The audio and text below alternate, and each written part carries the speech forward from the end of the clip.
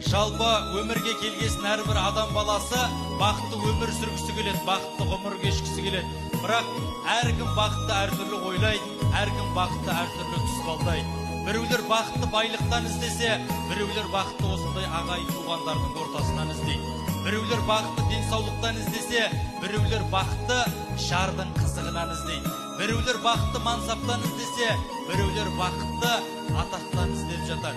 Негізі бақытты адам қандай болады деген сұраққа Жүсіп Баласағұн деген бабамыз былай деп жауап берген екен. Бақытты адам дегеніміз ол өткеніне өкінбейтін және болашағынан қорықпайтын, сонымен қоса ешқашан біреудің ісіне араласпайтын адам деген екен.